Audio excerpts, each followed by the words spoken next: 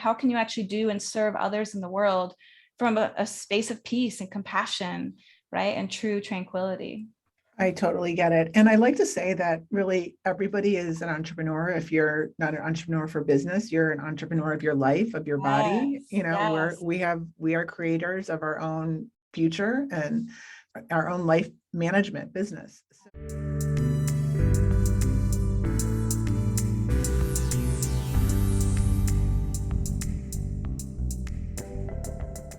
Hi, and welcome to Social PR Secrets. My name is Lisa Beyer, and I'll be your host. I have a question. Tell me what's at the top of your to-do list today? The answer should be you, YOU. Do you ever feel anxious about the future or traumatized by your past to the point where it's affecting your everyday actions, relationships, and psyche? Well, guess what? You're not alone. In today's episode, I would love for you to meet Jessica Schiller Silverman. She is a coach who is passionate about helping women find freedom in their creative passion without sacrificing money, time, or energy. She has a podcast called Alive, which stands for alignment of love plus inspiration plus vitality plus energy. And she just launched a program called Live Vibrant.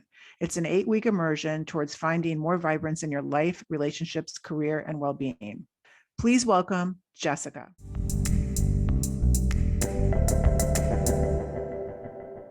Hi, everybody, and welcome to another episode of Social PR Secrets. And I am very happy to have Jessica Schiller here. Hey, Jessica, how are you? I'm wonderful. How are you, Lisa? Very good, very good. We originally met, I believe, through PodFest, right? Yes, that's right. Yeah, and I think you recognize that we're both Gators. So you reached out to me and you're like, hello, fellow Gator. We both graduated from University of Florida. Go Gators. Oh. Yeah. And we are both actually in Florida, not in the same city, but still located in Florida. And today we are going to be talking to Jessica about protecting your energy and setting boundaries, especially on social media, which I love this topic. But before we get into it, just give us a little bit about your background and how you came about this topic, which is so topical and so necessary, especially right now. Yeah, so I'll rewind to where I started this business and this everything that I do on a daily basis. So I spent 15 years in corporate finance, studied at the University of Florida, got my finance degree, got my MBA a few years after that, worked in corporate finance for 15 years. And the catalyst in that kind of aha moment that I knew when things really needed to change, it was around Christmas. And I remember it was 7 years ago, I believe now. At the end of the year, I always get nostalgic around the end of the year. I had a 2-week break for Christmas, which most people would say, wow, that's amazing. Your company gave you 2 weeks off. And it was a couple days before I was about to go back that I had a massive panic attack. And my it wasn't even a fiance at that time, but my boyfriend at the time, who's now my husband, was like, I just hate to see you like this. I was suffering from massive depression, anxiety, panic attacks, almost on a daily basis, to the point where I didn't even want to get out of bed every day. And we listened to podcasts actually on the way. We were commuting at that point to and from San Francisco. So it's about an hour on a good day, hour and a half commute one way. So 3 hours a day in the car, plenty of time to listen to podcasts.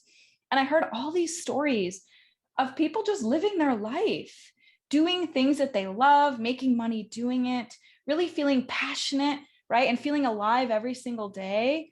And I felt just completely dead inside. And it was just hearing those stories just gave me so much hope. And that's why I'm so passionate about speaking on podcasts. I have my own show now that I birthed a year ago in the pandemic. And so it started with my journey back to myself, back to understanding my own energy, to fueling myself, not only mentally, to help myself through that anxiety and depression, right? But finding nourishing foods, right? Moving my body in a way that kind of complemented my energy and my soul as to what I needed in that moment, right? Really giving myself what I needed.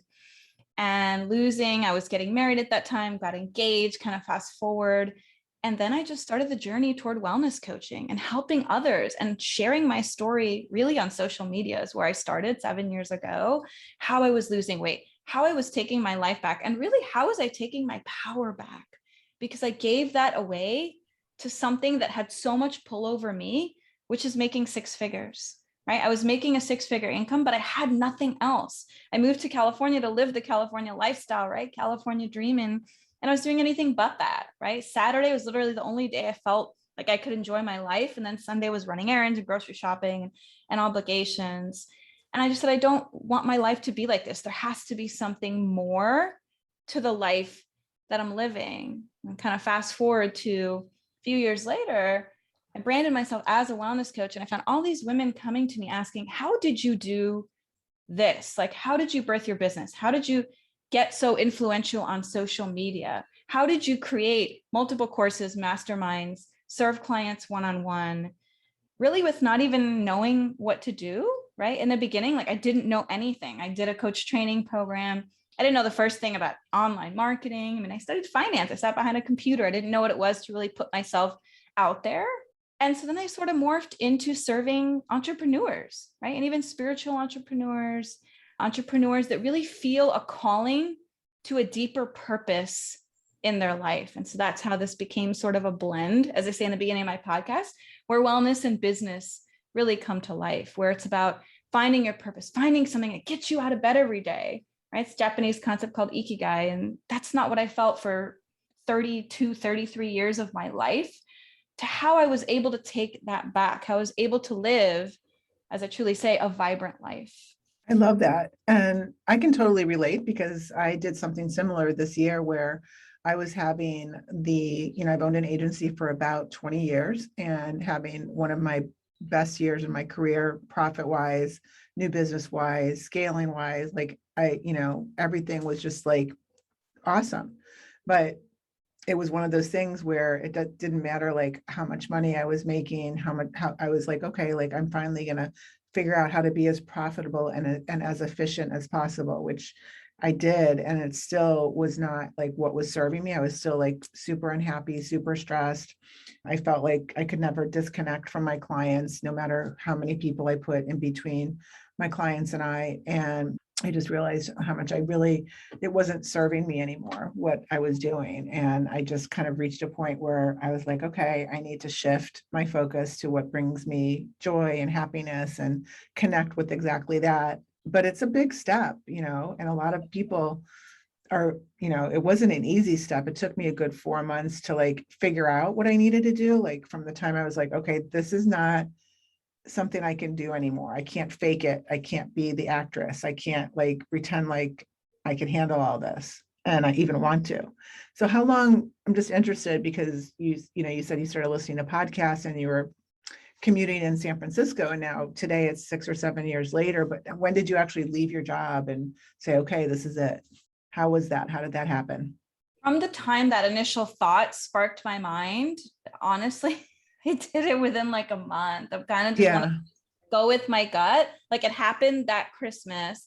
I should say not a month. Technically, it was about February. So that company that I was working for, I quit. And it was busy season. I was in accounting. So January, beginning of the year, up until really tax time, April is our busiest. And they were like, you can't leave us now. We really need your help. And I said, you know what? I'll stay on for a little bit in transition till you find someone else to take my place, under one condition, that I get to work part-time and I get to work from home, because that commute was really just sucking my soul dry. I mean, it's 3 hours a day that I didn't have time to grocery shop and move my body, right? Just do whatever I need to do for myself to feel good, right? To find that joy. And podcasting really did help that. But they let me do that. And that was until February. So end of February, I get a phone call, never forget, on a Friday. It was the last day of February. And the boss said, you know what, this isn't working out. We really need you here in the office. Since you've already quit, we're going to let you go. And of course, it was the last day that my health benefits were effective. So they did a clean break.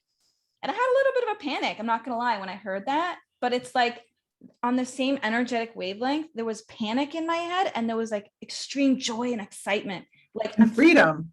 I'm free. Like I'm completely free from these chains of, even though part-time, and even at part-time, it was a great income for working a few days a week, making, 60,000, but I was just completely free to do whatever it is that my heart desired. I never had that in my life before that. I think the lesson from that is that some people think there's no way out. And the way that you did it, and I did it a similar way, is that it was a transition. Like you just didn't cut it off. Like you could have just quit. That would not have served you and probably wouldn't have served the whoever you were working for. And I did something similar where I gave my clients 30 or 60 days notice, and I would help them transition, find a new team, new whatever. And I wasn't just cutting them off. So I feel like that's a good lesson for people listening, that if you feel like you're in a no way out situation, that there is a mutual middle ground that will help kind of get you over that bridge. Exactly. Yeah. It's not all or nothing, right? You don't have to quit your job and panic as to how you're going to even pay the rent. I mean, I was living in San Francisco, so it was very expensive rent, one of the most expensive in the country at the time. But I also should be honest in that even when I did leave that job, I found other sources of stable income that help balance sort of the entrepreneurial unknown, right, stability of that. So I had part-time jobs that fed my soul. I did local talks in my neighborhood, paid talks.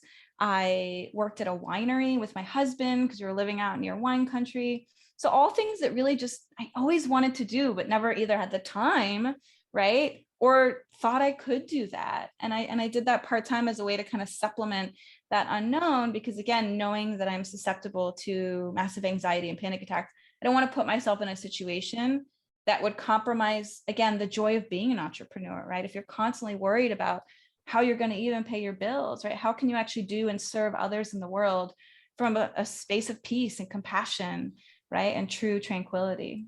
I totally get it. And I like to say that really everybody is an entrepreneur. If you're not an entrepreneur for business, you're an entrepreneur of your life, of your body. Yes, yes. We are creators of our own future and our own life management business. So what are some ways that you can, advice about protecting your energy, and how can we tap into that? Yeah, I love that. And I wanted to talk about social media specifically because I think Yeah. medically, even if you're not an entrepreneur, most of us use social media today, right? Whether for pleasure, whether to connect with old friends and family, or as entrepreneurs, right? If we're running an online business, I think that's something the pandemic taught us, is that we can survive online, right? We don't necessarily need, well, we do need that face-to-face connection, I think, after a while, but we can make a living working from home, right? And that's something that I never had. I always worked at companies that shunned, right? Oh, you're not productive if you're not here in the office from this hour to this hour. And I think social media and just the world, how it's shifted. And I love kind of the shifts that have happened in the world since then towards a more online world. But conversely, that comes with some challenges, right? In terms of protecting ourselves, protecting our energy, protecting our peace, because at any given moment, and most people don't think this way, every single thing is an energetic pull at you. Every text message, every phone call, every notification, every time you click into your phone, and I actually have a setting on my iPhone that shows me about how long or how many hours a day I spend on my iPhone. And then there's kind of a graph as to where it is, right? Is it Facebook? Is it Instagram? It kind of compartmentalizes that. And so I think that first step is awareness, like know how long you're spending on social media. Actually, this conversation with my husband yesterday, it's like, oh, he's challenged sometimes working from home. I want to go for walks. I want to do this because when I'm at my computer, like I'm working. I don't let the social media hype kind of get me in the way unless it's for a purpose, right? So to do everything with intention. And so I said to him, oh, he's like, oh, we don't have time to do this or that. And I said, you know what? How long do you spend on social media a day? Even if it's like 5 minutes at a time, add up all of those small intervals. I guarantee you'll find at least an hour a day. And then ask yourself, kind of like I did when I was in my corporate job, right? Those 3 hours I was spending commuting. If I had an extra hour, what would I do with that time? And write that down, because that's motivation. Like to me, if I am never having time to, just giving a silly example, I live here in Florida, we have a beautiful pool. I'm like, gosh, I never have time to sit at the pool, right? I'm busy, I have clients, I have courses, I'm on podcast interviews, I don't have time. But if I added up all the times, every time I picked up my phone and checked it, right? That's not only an interruption of energy, but it's an interruption of time. And one thing leads to another, right? It takes you down a rabbit hole. So as soon as you open Instagram, then you're like, oh, let me check my DMs. Oh, let's see what's on my feed. Oh, you know what? Maybe I'll do a post, right? And there, 10 minutes can go by very quickly, if not longer. I don't know about you. Sometimes I get sucked in for 30 minutes to an hour, right? And then it's an addiction. You go to Facebook, you go to different apps, you go to LinkedIn, you check your email. All of this is an exhaustion of time and energy, mostly from other sources, right? And you're not giving yourself time to replenish your own well, right? Your own energy. The first step that I give is pick a platform, right? If you're an entrepreneur and that's where you want to spend your time, right? Pick one. Like I used to be on Facebook. That's where I started my entire business. I find the platform energetically draining now. Like it's just the joy is completely sucked out. I don't know what it is. I don't know if it's the content on there or just what's kind of going on energetically, the way the platform is laid out, how they're kind of forcing certain things to be front and center that maybe I'm not particularly interested in. But Instagram feels lighter to me. It's more about images. It's more about connection, right? It has a different feel. And so that's what I mean energetically, kind of protecting your energy is knowing which platform kind of speaks your language, right? What feels good to you. And all you have to do is log in and tune in, spend 5 minutes and see how, check in with your body, right? Do you feel tension? And I typically get at my neck and shoulders, right? What's going on in your mind, right? Are you feeling a state of peace and calm, right? Are you using that social media for relaxation at the end of a day? Or is it causing you to feel like you're missing out on something, right? Again, those feelings of lack. So really just picking a platform that feels most connected to you. Like another platform I use is Insight Timer. And I do that every morning. Most people don't think of it as a platform, but I meditate every morning with Insight Timer. And then there's people going live. Typically they're doing a tarot reading. I listened to a sound healing this morning.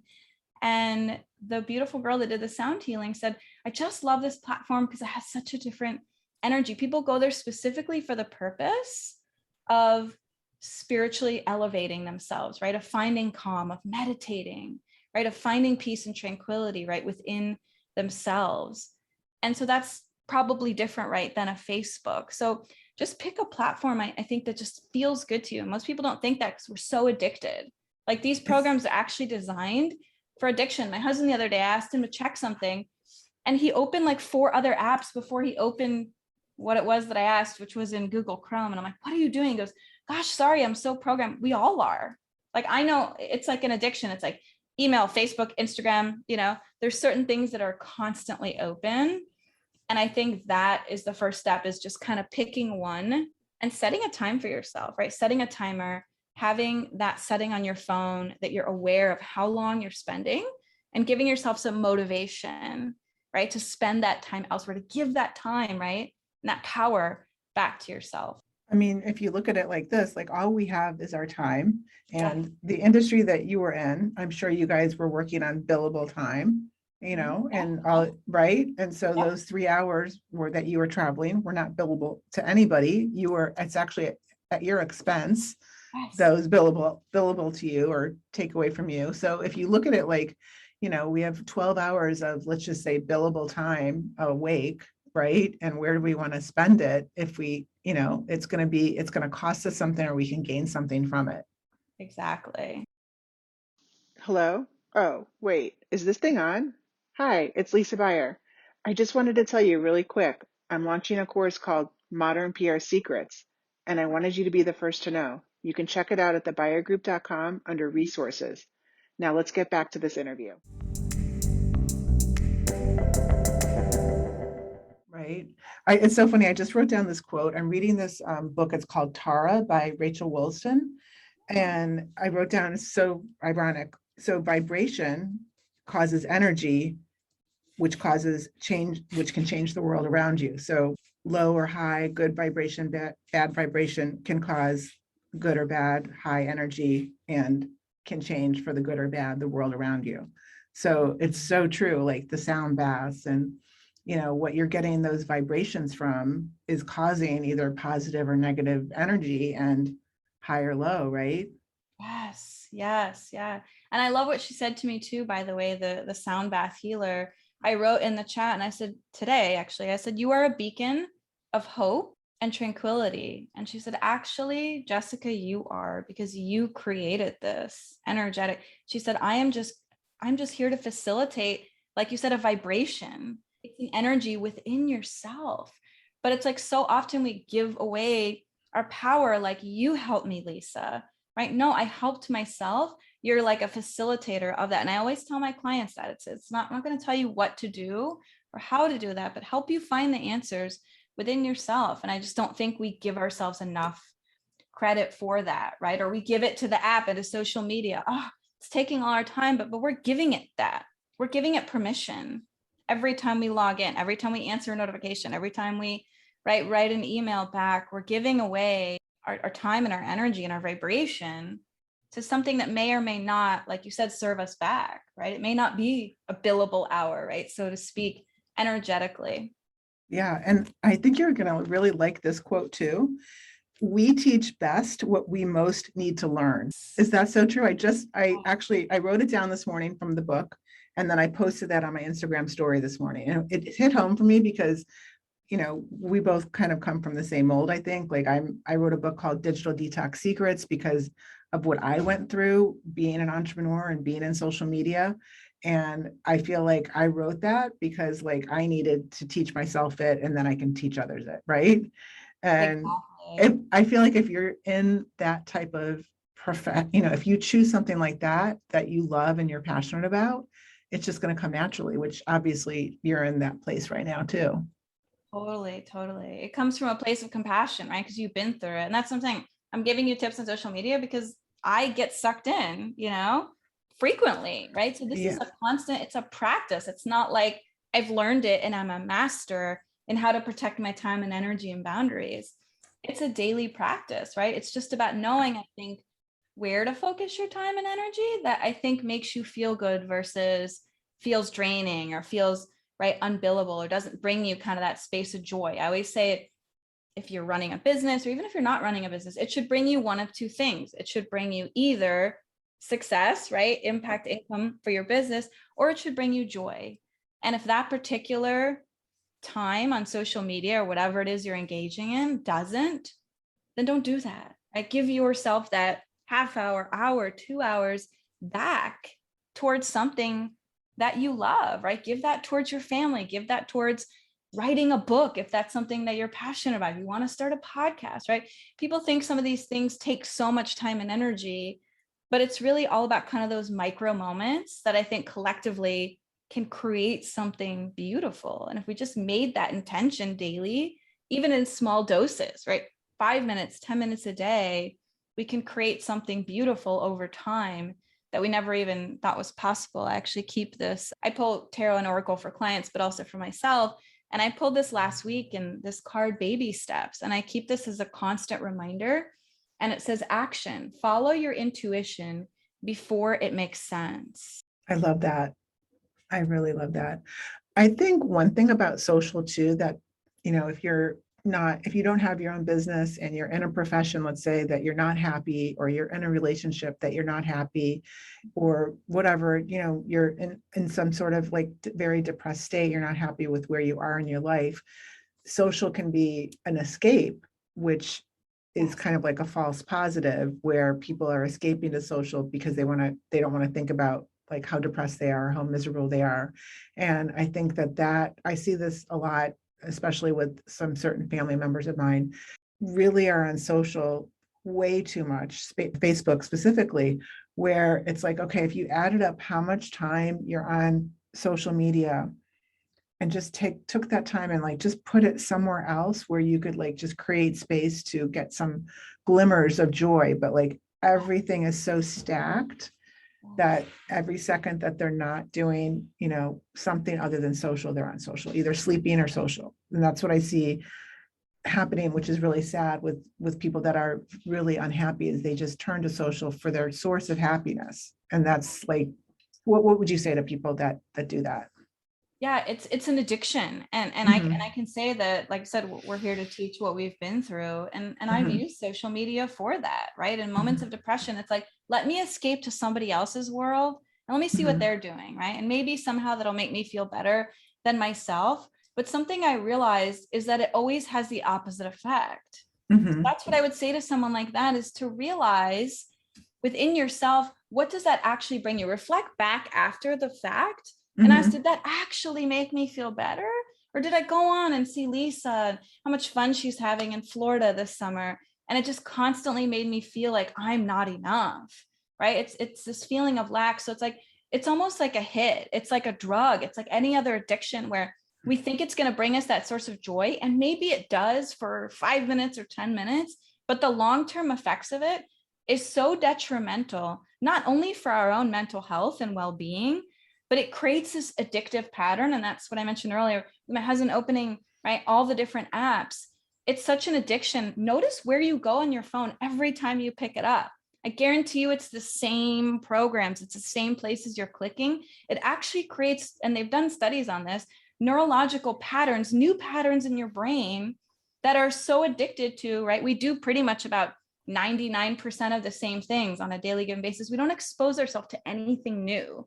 So that's my other kind of piece of advice is give yourself a new pattern to program in your psyche, right? Find something new, like you said, that brings you joy, that can reprogram, that can bring you more of a sense of happiness. So it's called Daybreaker Dose. It's a membership that I've been a part of the community, that I found them actually in the pandemic. And it helped me so much through a lot of depression and anxiety. But they're all different types of either workouts or sound healings or meditations, or even just like dance party workouts.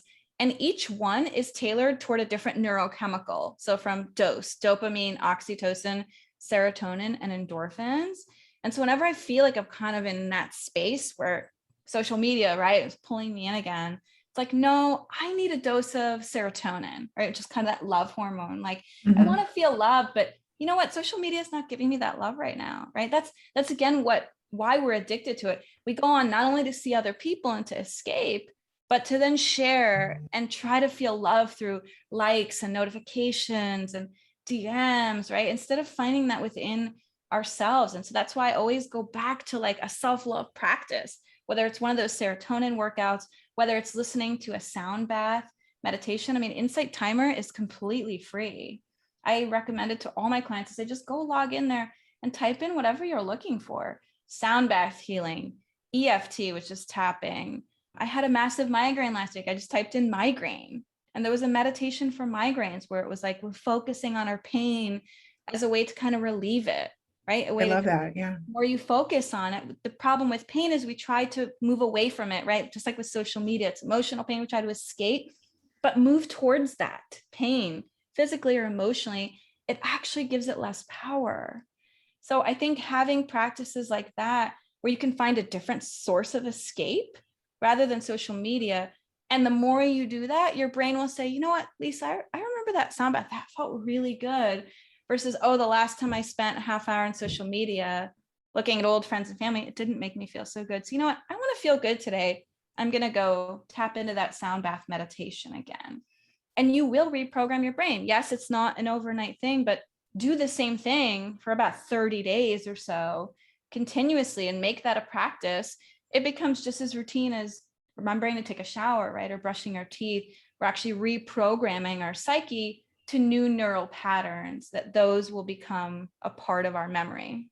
Maybe we should have a stay off Facebook for 30 days challenge. Oh, I love Wouldn't that be that. cool? Yes. Like, what if we hosted that? I think maybe we should think about that and challenge everybody to stay off Facebook for 30 days or delete it from your phone, and I mean, it's hard for me to 100% stay off Facebook because for work, it's part of, how we promote and how we market. And now that I've changed my business model, I'm using it for my own, business versus my clients. So, but, delete it from your phone. Like, it's so addictive. And maybe that's something we can talk about. We'll host a delete Facebook from your phone for 30 days challenge. And maybe like the winners get a certain prize or something like that, if you can actually prove that you did it. Yeah. I love that. I was actually gonna, I don't know, does Facebook have polls? I think Facebook has polls. Like, I'm gonna take a poll. If you can stay off Facebook for 30 days, would you, be interested in a challenge? See what they say. And that's the key, is like, you see how you are at the end of the 30 days, like, how has your life changed, right? It gives you a point of reflection.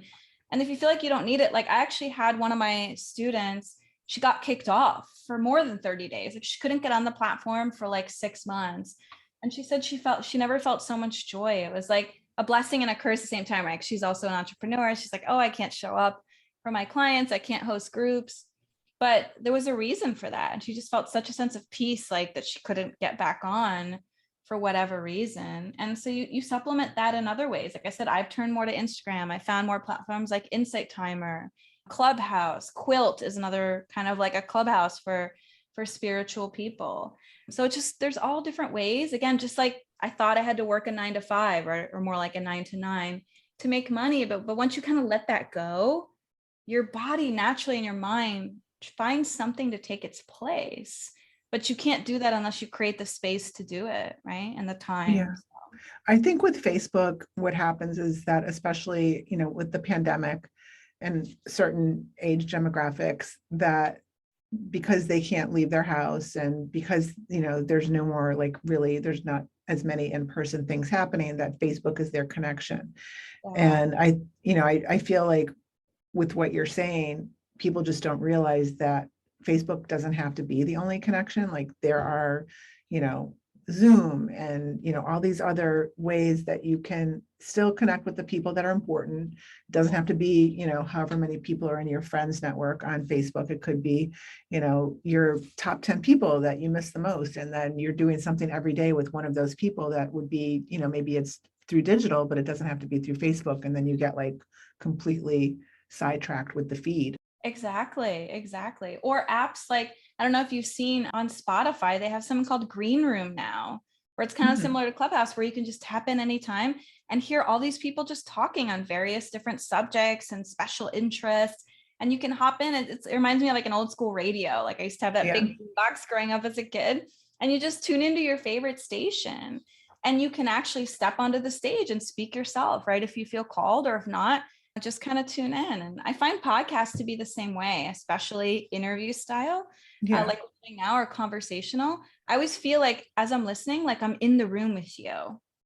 Like whoever's listening, like you probably feel like you're in the room with me right now.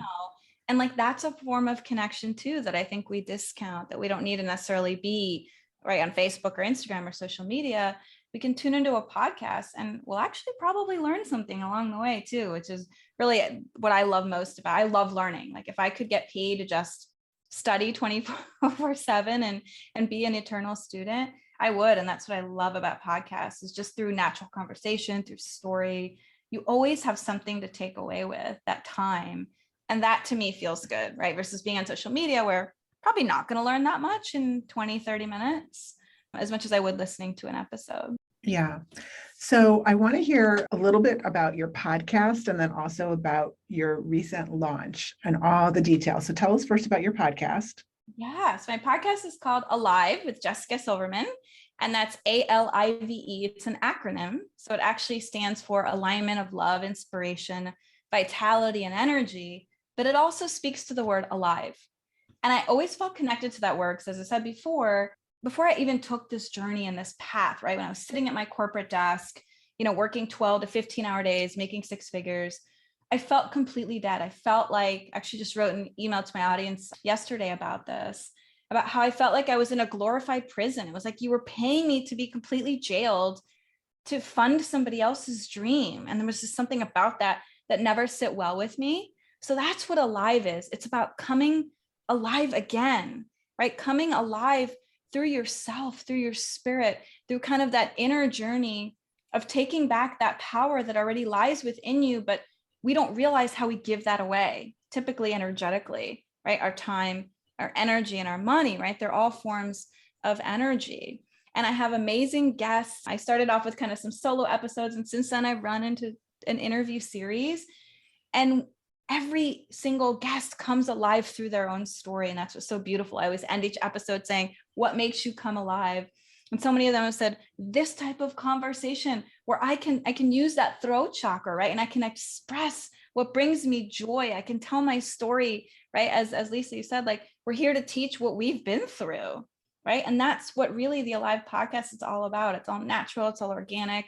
None of it's scripted. It's just two people in conversation, really talking about what brings them joy and what it is to live. Like, are you truly living? Or are you just kind of going through the motions every day because you think you have to, right? Or because it's a story that you adopted from childhood or from a job or from a relationship that told you this is how it had to be. And that's what Alive is about. It's about just debunking all of that and creating your own story and creating your own kind of new chapter in your life of revival of mind, body, and spirit. You sold me. I'm going to subscribe and listen, and hopefully everybody else will. We'll definitely put this in the show notes. But you're also launching a program that I am so interested in hearing more about, and I think everybody is. So tell us all the details.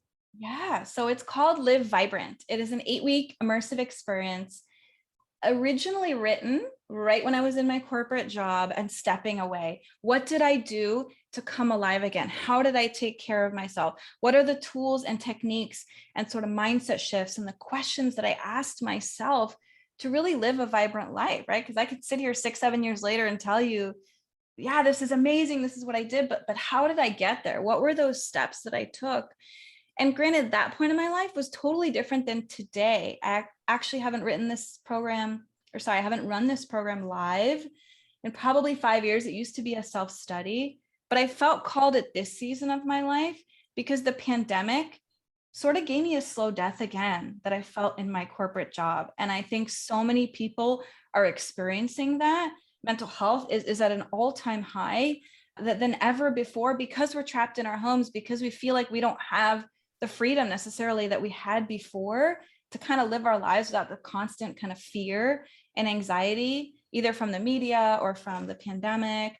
It got a little better. Now it's kind of crazy again. And so I just felt called to lead this in community where we can connect, right? We're all craving that connection, that community. And I think that content that's uplifting, that can kind of teach us, what does it mean to live a vibrant life? And who am I truly inside? How can I feel a space of joy in a world that's joyless, right? How can I still feel that sense of calm and peace and tranquility when everything is sort of crumbling around me? And from that, be a beacon of light and hope for others once they see what's possible within you, that it's possible within themselves. And so it's a beautiful journey, kind of this 8-week immersion through all aspects of self, right? Emotionally, physically, spiritually, and emotionally, on how to do that, how to live a vibrant life, and what that means, and how do we truly live in this new world, right, that we're living in. It's not the same.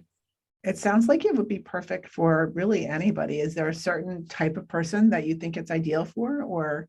No, it's anyone that has an open heart and mind and is seeking for more in their life. I don't like to limit anything and just say, oh, it's only if you're an entrepreneur or if you're, right? I love how you said that earlier. Everybody's an entrepreneur of their own life. So anyone who just kind of feels that call for more, like I felt at my desk, or if you're in a relationship where you're just feeling completely disconnected or you don't have any power in that relationship. You know, one of my clients was in an abusive marriage for years. And even though she hasn't been in that marriage for 20 years, there's still a lot of that residual trauma, right, that's going on. So if you're feeling those stories or the residual trauma from others that have been kind of placed on you, that burden, think of this as that release. And so if you're feeling called to that, to really work through a lot of those emotions and to have that support, that community, and be with people who get you, right? I think that's the most important. I always felt alone in those instances. And so this is really a space to know that you're safe, you're held, you're supported, and you're loved through however you are in the moment. I think a lot of people kind of feel alone in a different way than they did before, not just physically, but emotionally, mentally. And I think a lot of people, at least that I talk to, they feel like they're reevaluating, they're kind of stuck, they're not really sure what to do, but they know they're not happy. Or like you said, there's just a part of them. This book that I'm reading that I mentioned, Tara, the chapter I was reading was so interesting because it talks about how the author was put in charge of this group of adults that had been abused as a child. And they were part of this group that they were afraid to also keep the pattern going and be abusers to their children. And like that trauma, like, but also to have that type of awareness of like, okay, like I went through this as a child, and okay, like, you know, statistics show that like if you've been abused, you or have a higher chance of abusing. And I just feel like that's such an interesting, just like somebody that can have that awareness to join something like that. So I feel like what you're offering, somebody could be suffering in a way that is, maybe it's just from their past that they're not really sure. They just need strength, support, right? And, I just feel like there's so many people that could benefit from doing a program like this. Yes, yes. I'm actually reading a really interesting book now. I don't know if you've heard of it. It's called The Silva Mind Control Method. It was actually written, it's a really old school book. It's a tiny little manual. It was written in like the early 70s, before a lot of this really became popularized. And it's a whole technique, a very simple technique on how you can control your mind, right? A lot of us, again, give away our power to different thoughts and stories and past traumas. And this is how, through some simple, just mind control techniques, you can be the driver, right? And kind of the captain of your own mind. And that's why I think a lot of people that go through that suffering, it's self-imposed in a way, right? We don't mean to do that to ourselves, but we self-sabotage. And it's kind of like in our DNA that we have to just kind of like shed the layers to find out like where that layer is to get it out, and a new layer on top of it that's more positive. Yes. If you're kind of in that season where you need that hope, you need that support, you need that love, emotionally, physically, and spiritually, this is what Live Vibrant's all about. And I have to tell you, this is just my guess. The outcome of this would also be just helping somebody maybe uncover creativity and uncover ideas that are kind of suffocated and suppressed, that they don't know is inside. And, just kind of like opening up, even like listening, that, you can just be like kind of passively listening to some things or reading or whatever your direction is, that will spur creativity. And I think, even if you get that much out of it, you can't put a price on creativity, right? You can't. I mean, creativity to me leads to purpose, right? And purpose is everything. I mean, that's what life is about, right? It's not about making money, and it's not really about, the car you drive. It's about the experience, right? And that's what creativity is. It's experiencing life, right? In a physical form, and then sharing that with someone. That's how I always use the example of a painting. I'm not a painter, but you and I can look at a painting and interpret it completely different and see two completely different stories. And that's the beauty of it, is I see it through my life and my eyes, and you see it through your life and your eyes. And so that's exactly what it's about. It's about cultivating creativity. It's about connection, right? Deeper connection to yourself and better relationships, and really just having the permission, giving yourself the permission. I think as women, we don't often do that, to say yes to ourselves. We're always giving our attention and power to everybody else. And this is an opportunity to really take that back. I love that. So we'll put all the details in the show notes, but just for everybody listening, what's the website? Where can they best find out about what you're offering and follow you on social? Sure. So the website is bit.ly/live vibrant life. I'm on Instagram at Mozen, MOZEN _wellness. And I'm also on Facebook. You can find me just under my name, Jessica Schiller Silverman. And I have a Facebook group there called Alive, same as my podcast, Alive with Jessica Silverman. Okay, awesome. Well, Jessica, this has been very inspiring. Thank you for sharing all your goodness, and we will definitely follow you and also take all of your tips and advice and not be on social too much. Oh, and I hope to see you at at Podfest. I don't know if you're going in person, but maybe we'll meet in real life, either at Podfest or in Boca, or one of these days when things get better. Oh, I'd love that. Absolutely. Okay. Namaste. Namaste.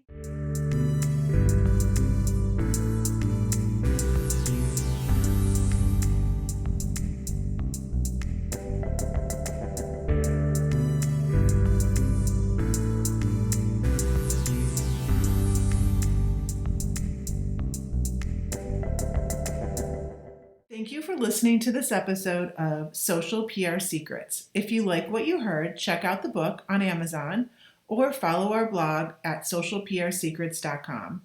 This episode was sponsored by The Buyer Group, a social PR agency striving to keep our balance in the digital world, practicing public relations, social media, and search marketing, while occasionally drinking a glass of wine or two for the best creativity and results.